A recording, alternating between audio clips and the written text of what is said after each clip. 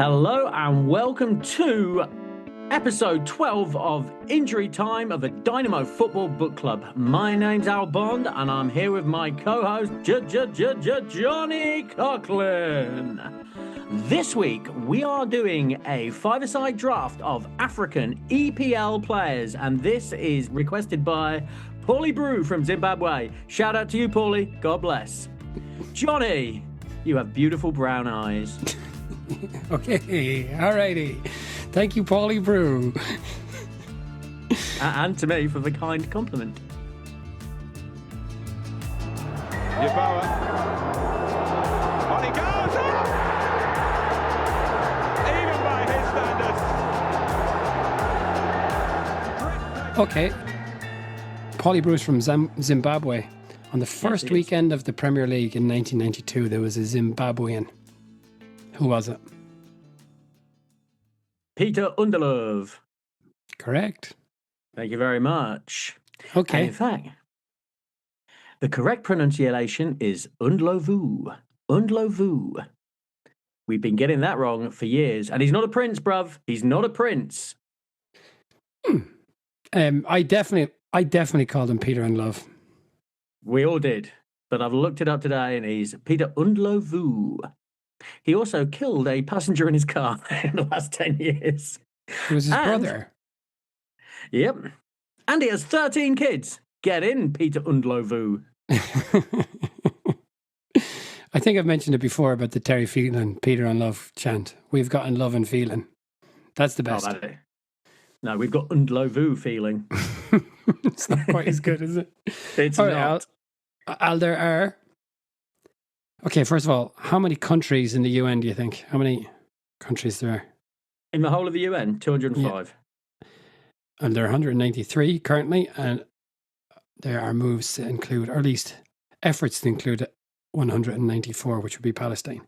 It currently has observer status at the UN. Faroe Islands is not a country as such, but it has a national team. It's a bit like Scotland. So, how many FIFA kind of affiliations are there in the world, do you think? 178. So less than countries in the world.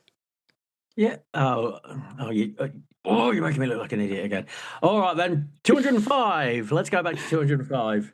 211. So how many do you think have had players play in the Premier League? Johnny, 137. 120. And the most recent was Bangladesh. And you know who that was? March 25th, 2025. When he represented Bangladesh. Bangladesh became the most recent country to be represented in the Premier League. That's fun stuff, isn't it? Certainly is, Johnny. Certainly is. And it also made me look stupid. So a double win. Okay, well, let's keep going in that vein then. How many countries are in Africa? 59. 54. And how many African countries have had Premier League players? Ooh, that's a good one. I reckon that's going to be quite a high percentage. You said it's 59. I'm going to go 54. All right, I'm going to go 47. 33. Ugh. Would you like me to keep going with this quiz of which you've got? Apart from Peter Unlove, you got Peter Unlove. Peter Unlovu. Okay. One more question. Which African country do you think has had the most Premier League players? I think it would be Cameroon. Is that because I'm wearing a Cameroon shirt? It's a subliminal message. No, Nigeria is the answer, Al. Oh, that's bloody obvious, isn't it? It is bloody obvious, Al. You really, really let the whole side down there. That's nearly as bad as when you didn't know the England goalkeeper's name. Jordan Thingy. Pickford. Yeah, I know him. Alrighty. So for this draft, we pick 5 players each who've played in the English Premier League. One of them will be a goalkeeper. And they will play a 5-a-side game run by AI. And the winner will take the spoils. This is another one of those drafts, Johnny, where I think winning the toss is a big one. There's one position in particular where there's a particular weakness in African football, or at least representation in the Premier League. I mean, I'm covered there. I've got two, so I'm going to be okay. One way or t'other. You can't take them both. I'm not sure I have to. Oh, lovely. All righty, well, you want to cover that position real fast. The further you go up the field in African football, in terms of the lads who've played in the Premier League, the better they get. Discuss. Oh, believe you me, Johnny, yeah. My one midfielder is playing in defence because I want to maximise my goal threat, because the goal threat is wild. It's genuinely astonishing, but as you say, the further back you go, there's less and less choice. How about if you lose the toss, you then get second and third pick, and then we go back to one pick each? Yeah, what's that called? Is that called a snake? Snake draft? Yeah, snake. Yeah, I think it's a good idea, although I'm loath to take up the suggestion because my brother suggested it about 10 episodes ago, and I didn't do it. Well, it's fine. This isn't his suggestion, Johnny. It's my suggestion. It's my. How about we do that, Johnny? That means can we go back and review the ones that I lost? No. Didn't work. Anyways, like that. So anyway, I don't think that would have worked for the draft, say 10 weeks ago, but I think it would work now. So I think this is an excellent idea. Okay, well that's entirely arbitrary, but sure, let's do that. I think okay, that's good. That means, yeah, okay. If I lose, I just pick two goalkeepers. Do it. Yeah. Okay. All right. Do you have a coin? I have a coin. Oh, the preparation and production values here at Dynamo Football Book Club. Injury time. Coins are available. All right, okay. Johnny. I have hurl the metallic disc in the air. I have a €1 coin from France. Okay, here we go.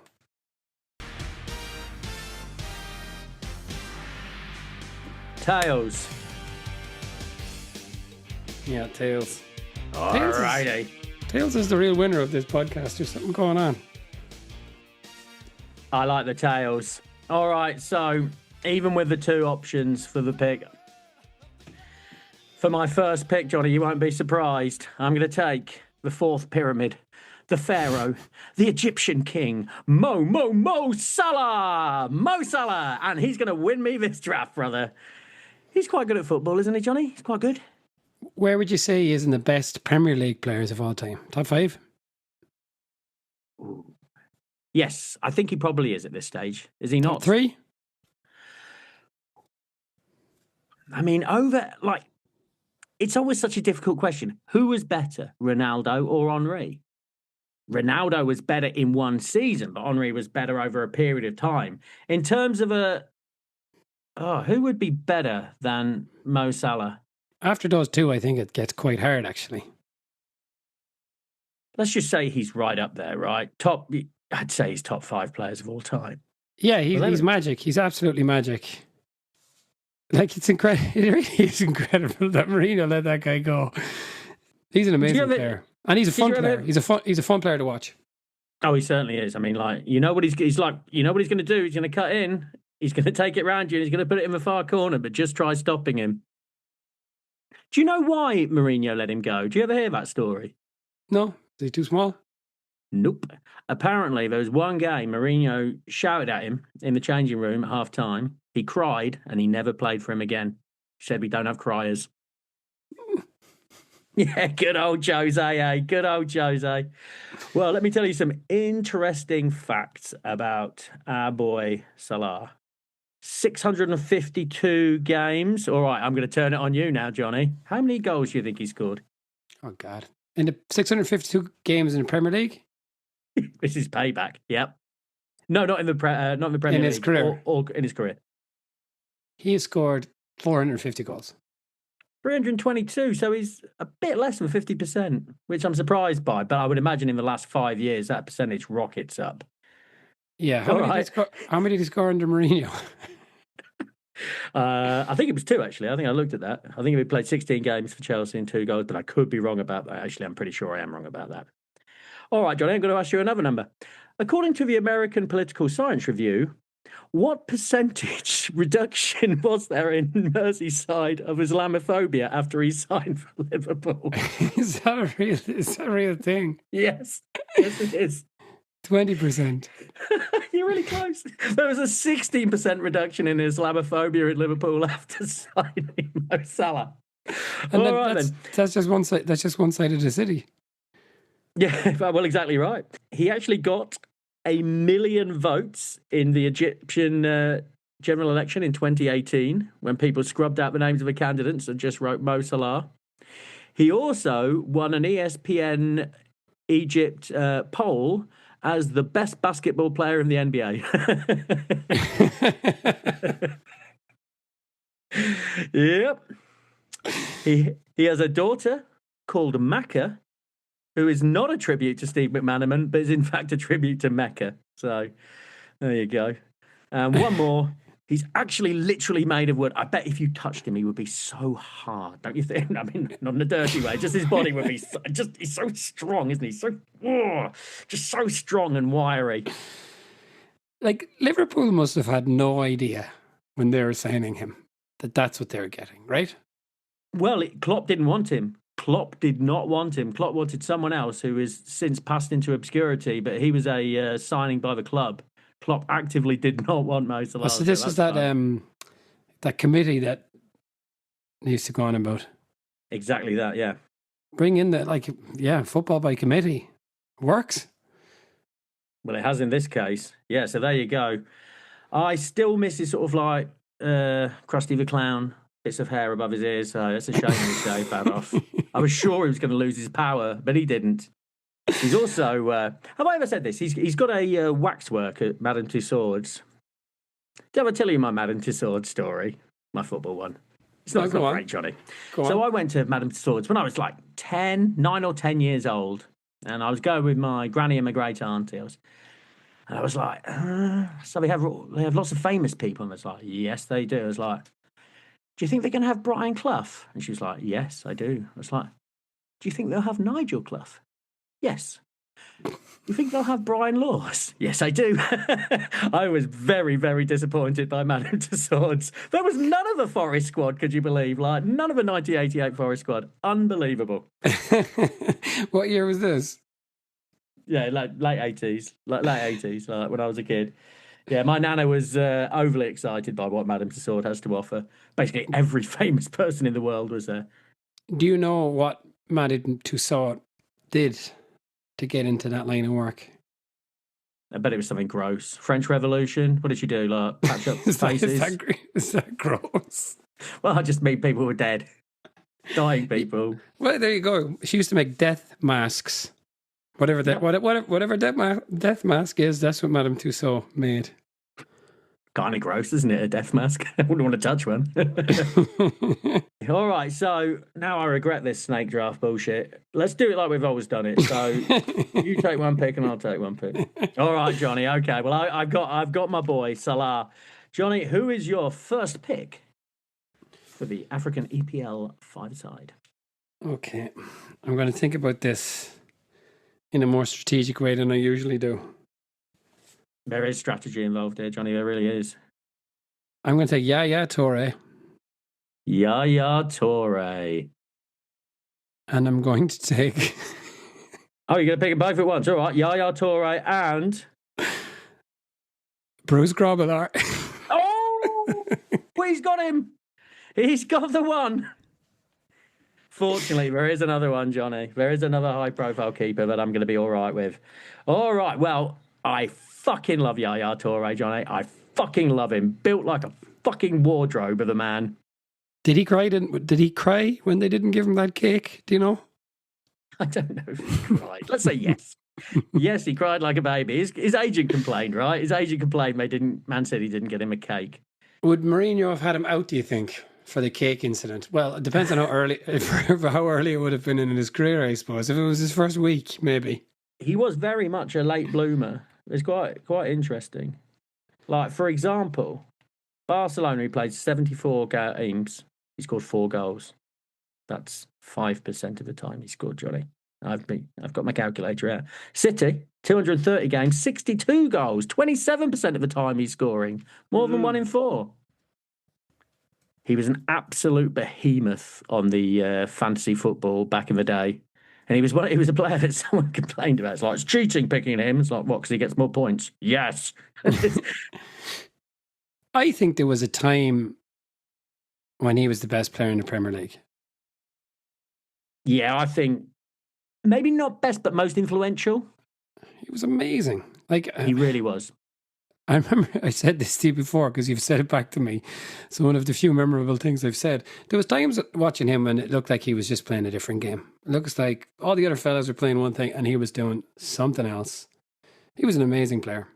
Yeah, he was. And the way he could eat up that ground in the middle of the park. He looked so big and so cumbersome, but he really ate the ground up. I wouldn't call him fast, but he had that sort of Vieira, like just moved over the ground.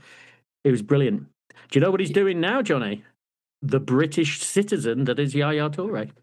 I mean, it would be a big guess. No, he's assistant coach at Saudi Arabia to none other than last week's Hervé Renard. He's assistant to Hervé Renard at Saudi Arabia. I got a kick out of that.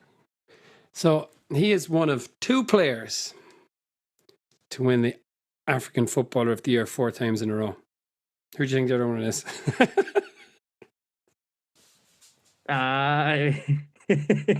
All right. I don't want to.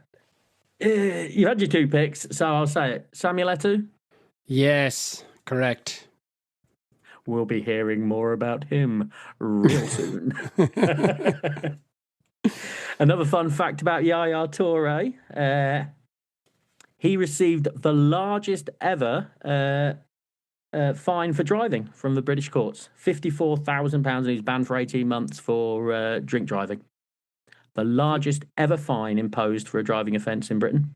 He claimed he was drinking Diet Cola from a jug. And he thought it tasted a bit weird, and then he felt sleepy, but he didn't realise he was drunk. Mm-hmm. When he says he was drinking it from a jug, do you think he meant he was actually drinking it straight out of the jug? Or he was pouring it into a glass? He is quite big. Okay, just one more thing. Yaya Toure. Ya Toure, Colo. They still sing that at the darts. That is the fucking coolest thing, literally, in the world. The fact that chant still goes on at the darts, I just get such a kick out of it. Have you ever been to the darts? No, that is when people talk about stupid bucket lists, I think that's right up there, man. Yeah, I think I would like to go to the darts very much. It's always around Christmas as well. It looks like so much fun.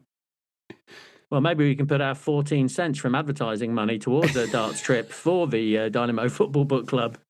We're on our way, folks. Send us to the lakeside, folks. Send us to the lakeside. Yeah, that would be lovely. Okay, well, we've talked about Grobbelaar before, killing people and the likes. Yeah, that's what I was going to say. Killed a man and he's a cheat. All righty. Okie dokie. So I'm going to cement this. I'm going to lock this down. This one's a bit cheaty, but yeah, Samuel Eto'o is my second choice. Oh, my strike force, Johnny, if that would really work. Eto'o and Salah. Oh, baby. All right, then. So that's quite good, isn't it? Yeah, it's pretty reasonable. He's one of the very few players who've scored in 2 European Champions League finals. He has 293 goals in 587 games for 11 clubs. He faded out badly, dude. This was not a lad who went out at the top. Not by any means. He's now president of the Cameroon Football Federation, so good for him. And before the MSN, Messi, Suarez, Neymar, he was part of the Messi, Eto'o, Henry. They could have just moved those letters. They could have just moved those letters around, maybe. Yeah, and I've not got much more to say to him. He is the paramount chief in Kafu-Bulom province in Sierra Leone. God bless him. And he was appointed as a Qatar 2022 World Cup ambassador. Let me just read the wiki entry for that. After the Brazil-South Korea match, Samuel Eto'o was filmed kneeing a man in the face.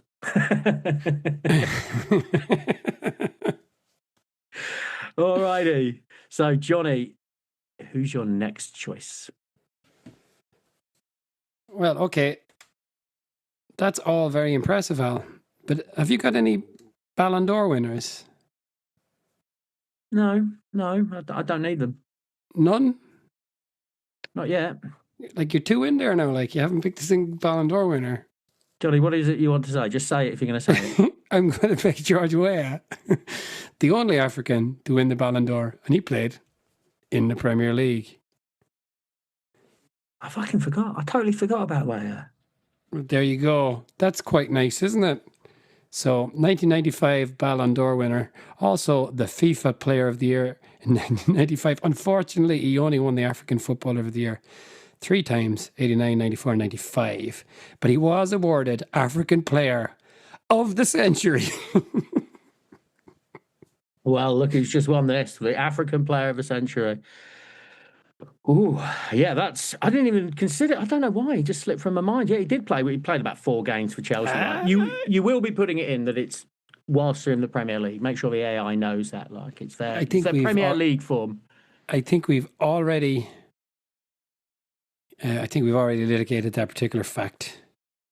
Also, he's the only president, or ex-president, I guess, now. Although Drogba, if he were to try, he could get in there. Who's president of the Cameroonian Football Federation?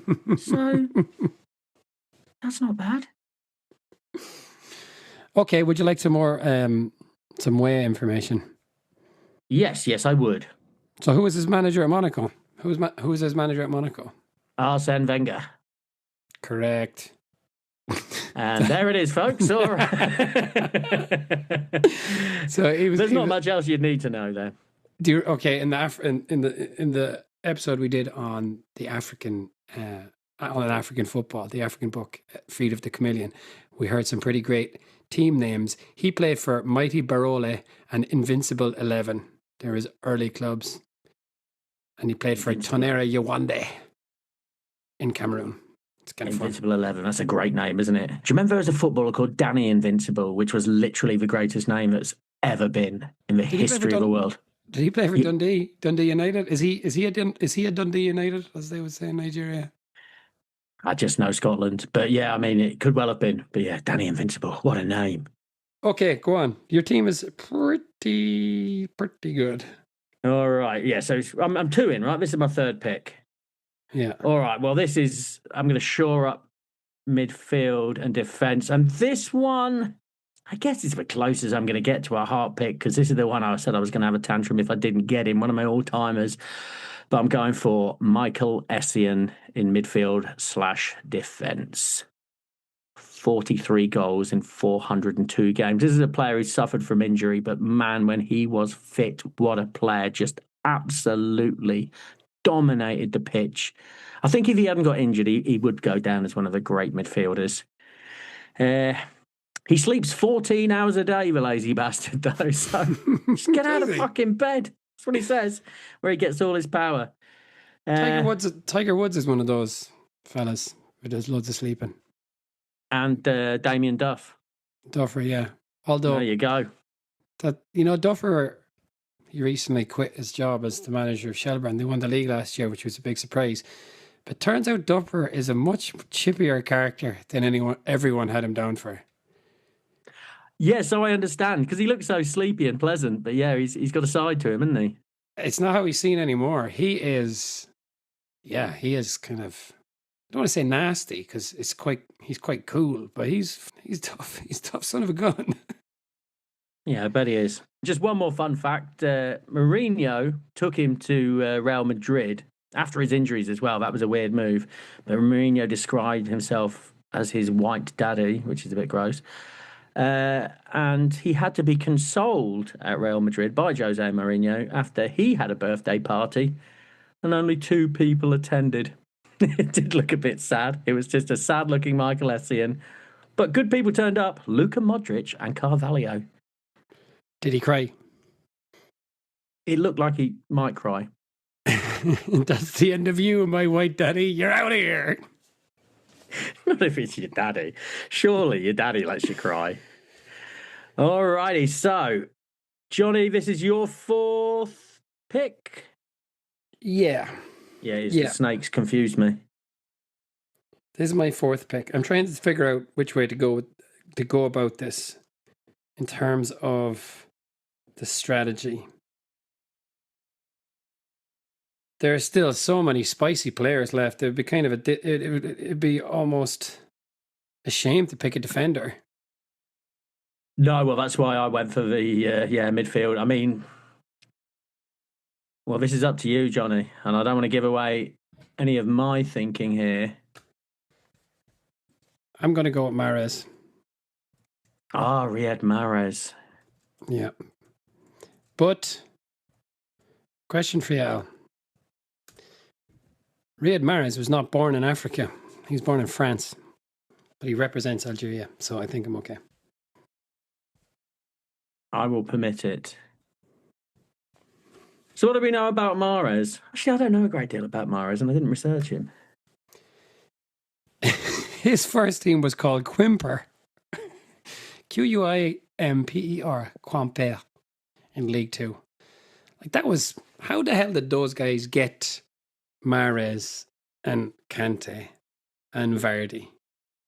Like, the Leicester thing, if they replayed that 1,000 times, the outcome wouldn't be like that, I don't think. Like, everything just aligned for them. But by God, did they have some amazing players at the same time, didn't they? Well, I think Mahrez is a little bit forgotten. I think, Vardy's obviously the face, and Kante went on to have an amazing career, but Mahrez won the Champions League at Man City. But for me, I think he's a player that doesn't necessarily get the respect he deserves. I think he's a streets won't forget sort of player. He's won 4 Premier Leagues. Champions League in 2023, as you said, and he was part of that treble-winning team under Pep. And I should imagine he is fucking coining it in Saudi Arabia, right? He must be making the big money.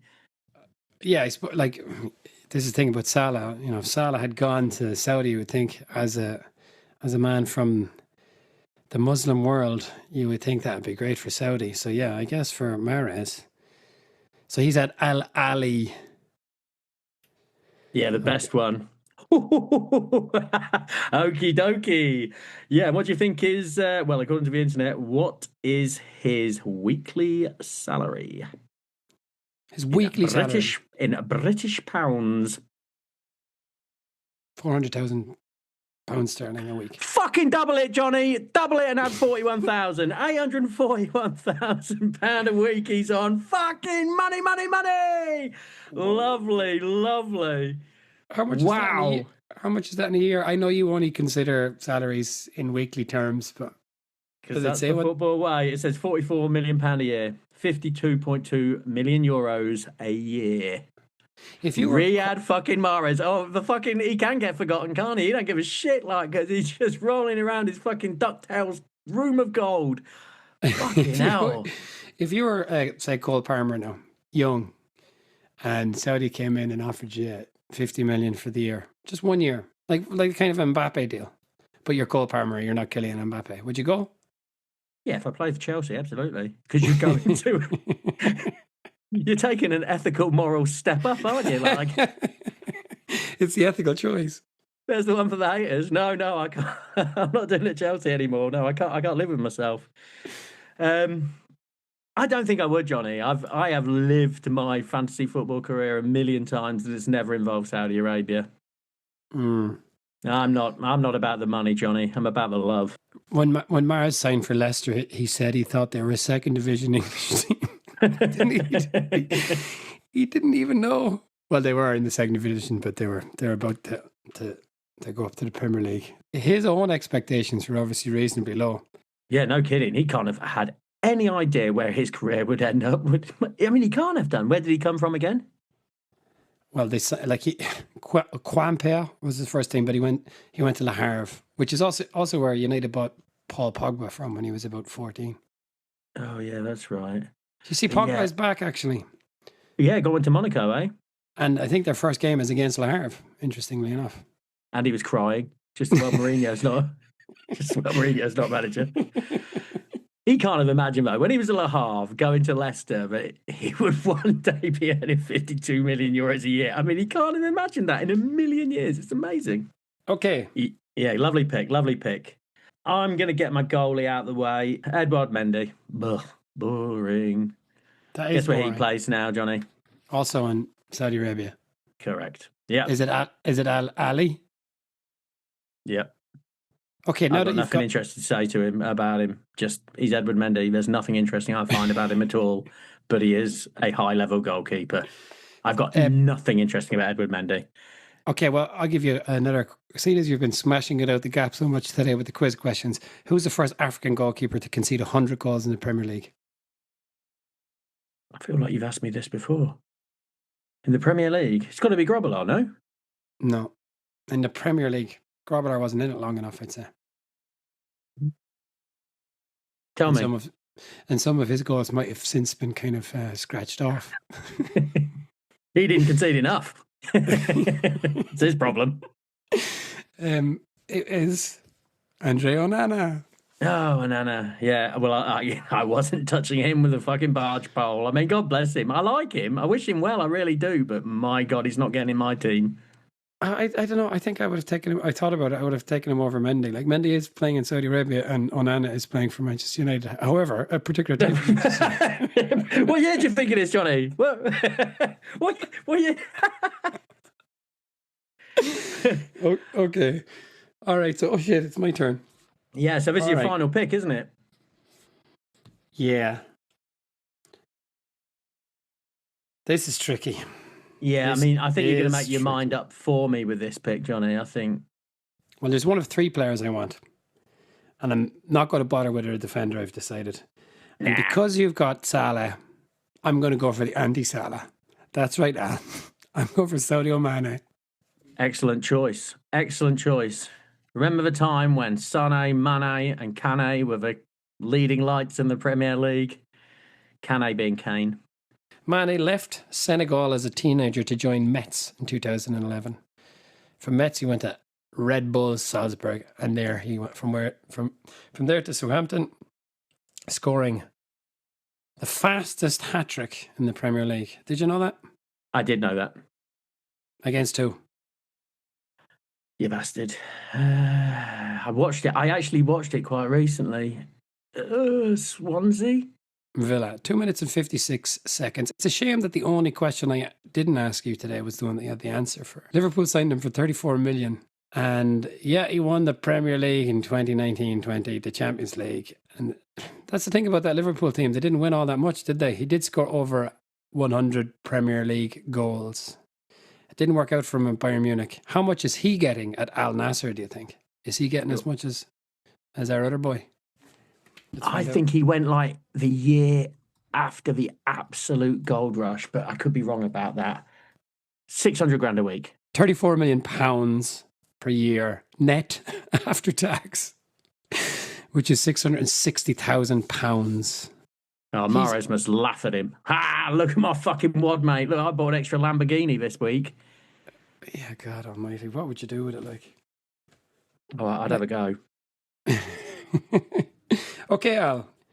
Now, I'm quite confused as to why you went for your goalkeeper when I already had a goalkeeper, but let's put that to one side. You still have one pick left. Okay, well, I had two names, and one of them would have fitted into the team from last week, the Beanpoles 11, but I'm not going to pick 6'6" Nwankwo Kanu. 6'6", he didn't come in any of my research. No, me neither. And he would have walked into my team. I picked Peter Crouch and Zigic. I picked Kevin fucking Francis. Yeah, Kanu would have walked into my team. Although 406 games, only 98 goals. I was quite surprised by that. I can remember. Do you remember when Arsenal scored that goal against Sheffield United in the FA Cup after they took a throw-in? They took in the defensive throw-in, but Arsenal just raced up the pitch and scored. And it was one of Kanu's first ever games. And I felt really sorry for him. The other funny thing I was thinking about Kanu is like when interviewers would talk to him, they'd just call him Kanu like he was a schoolboy because they did not want to say, so, Nwankwo. They did not want to say Nwankwo, which means a child born in Nkwo Market in Igbo language. So there you go. That's quite nice. He had a congenital heart defect his whole career, and he still goes to hospital once a month to have it checked on. But I'm not picking him. I'm not picking Carnu. I just wanted to get in his 6'6". What were you going to say about him? Well, to connect it with our other most recent episode, The Feet of the Chameleon, I don't think we talked about it. He used to go and see like a kind of a fate healer type character, right? Because of that. That's right. Because of that heart thing. But anyway, okay, tell me who you are picking. Let me guess. Can I guess? Yeah, you can guess. You're going to go with JJ Kocha? I'm not. I'm going for more fucking goals. Fucking deal with this, Yaya Toure. You got Salah running at you. You've got Eto'o running at you, and you've got Pierre-Emerick Aubameyang running at you. Goals, fucking goals. 694 games and 355 goals. That's more than 50%, son. What a player. Hey, can you tell me what country Aubameyang's from?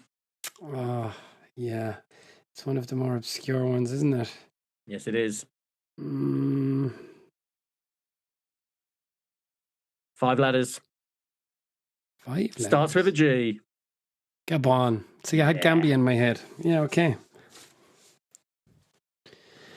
Yeah, sort of a bad egg, isn't he? Like got absolutely forced out of Arsenal. But is he a bad egg? Is he a bad egg? Like this was kind of the start of the whole Arteta thing, right? But maybe he's not. Is he terrible? I think he's just laissez-faire, like, right? He just didn't turn up on time and stuff, and that was seen as he was like Arsenal captain, but he just turned up. I remember seeing a picture of him stuck in traffic, like some Arsenal players, like, where are you meant to be, Pierre-Emerick Aubameyang? And his car, I can tell you, was fairly noteworthy. It stuck out in the traffic in North London like it was the most ridiculous supercar crawling along at like 3 miles an hour behind a red light. Like, just that's not practical for London driving, Pierre. Do any of these guys have helicopters? Yeah, that's the one they do in Brazil. I don't think they have it in a minute. No, they don't. It's only Michael Owen. Remember, Michael Owen used to turn up to training for Newcastle in a helicopter and got absolute pelters for it, and rightly so. You could do that at Chelsea and be fine, and it'd be fine. I think on the topic of Chelsea, that's what Carlos Cudicini was doing when he was sitting on the bench at Chelsea, wasn't it? He was doing his helicopter driver's license. Would you like to move? No, I can't. I'm doing a course. Well, that's right. Yeah, he plays for Saudi. Oh, big surprise. He plays in Saudi for Al Qadsiya. Oh, mate. You know, he's on 20 million a year, the fucking pauper. Oh, it's embarrassing for him. For Aubameyang, not Carlos Cudicini. Pathetic amount. I'm really broken-hearted for him. He's on like 175 grand a week. That's nothing. I don't know how he gets by. Do you want to pick an African team name for yourself? I'd be the Invincible 11s, obviously. Who are you going to be? I'll be the old Sundowns. Oh, no, I'll be Orlando Pirates. I'm in Orlando. Orlando Pirates. That's nice. Okay, so in goal for Johnny's Invincibles, we have Bruce Grobbelaar. Playing midfield and defence, Yaya Toure. Out wide, Riyad Mahrez. Through the centre, George Weah. And on the other side, Sadio Mane. Pretty sexy. But wait till you hear this. And for the Orlando Pirates, Al's team, we have Edouard Mendy in goal. Michael Essien patrolling the back. And then up front, all three of them, Salah could go out on the side. We got Mohamed Salah, Samuel Eto'o, and Pierre-Emerick Aubameyang. And whilst you're typing this in, Johnny, let's tell the quick story about Kolo Toure, who conducted a year-long love affair with a woman who he met in a nightclub, whom he told he was a car salesman in Africa. Now, that's a fairly famous story. But then I heard there was a similar one that Dwight York was conducting an affair with a young lady. And when he went to a nightclub with this young lady, everyone knew who he was and was like, Hi, Dwight, how you doing, Dwight? Can I get you a drink, Dwight? And she's like, how do all these people know you? And Dwight York said, oh, I'm their postman. I'm a postman. So everybody knows me because I deliver their letters. True story, apparently. That's fun, isn't it? Was that when he was a player? Or yeah, when he was a player. Oh my gosh. I'll be the Danny Invincible 11s. Oh, that's good. It's astonishing that we've done an African team and neither of us have picked Drogba. Astonishing. Well, he was he's the second on the list from 4-4-2 after Salah as the second best player from Africa. It was going to be Drogba or Weah for me. Anyway, okay, let's go.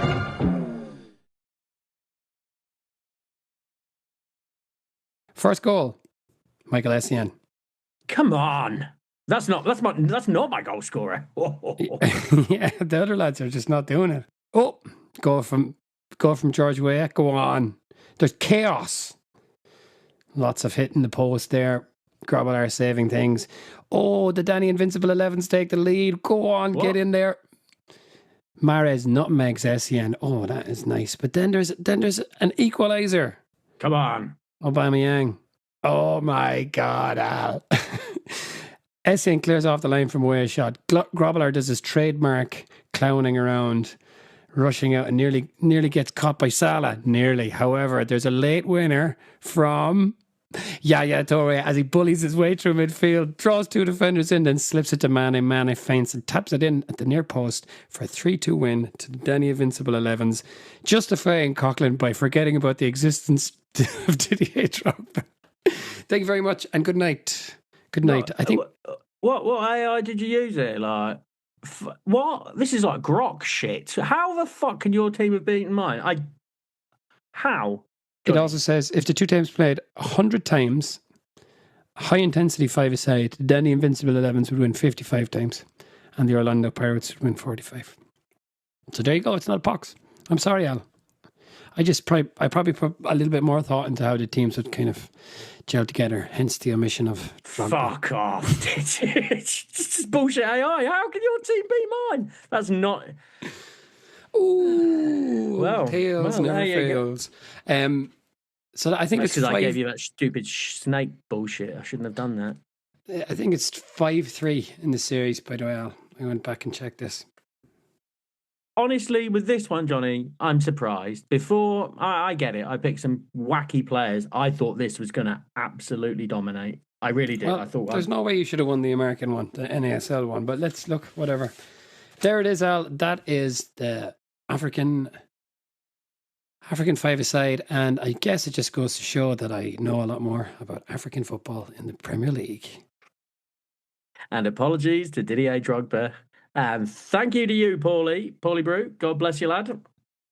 Yeah, thank you very much, Paulie. No, well, one Zimbabwean, Bruce Grobbelaar. Yeah, you got what you paid for. I'm sorry about we slagged off Peter Undlovu, but should have killed someone, should he?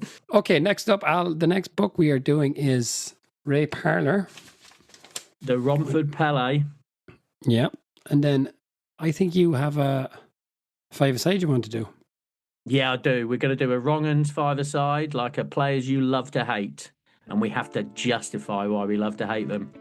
I'll give you a bit of a clue. In goal for me, Morgan Gibbs-White. In defence, Morgan Gibbs-White. In midfield, Morgan Gibbs-White. Up front, Morgan Gibbs-White. And over the front, fucking prick. You know, he turned up to training yesterday at Forest wearing blue shorts and a white top. Fuck you, Morgan. Fuck you. You broke my fucking heart. Yeah, I'm sorry, Al. Yeah, I did predict it though, so I did get a little bit of satisfaction out of that. Great. Johnny, thank you very much indeed. Thank you very much, Al. It was my sunshine and piano style football that won it for me at the end of the day, I think. Cheers, lad. Cheerio. Thank you very much, Al. A few of them. Coventry. Sansom. Done by Gallagher. And then Love made it his. He was quick. Can he finish? Oh, that's a lovely goal. That is a lovely goal by the Zimbabwean.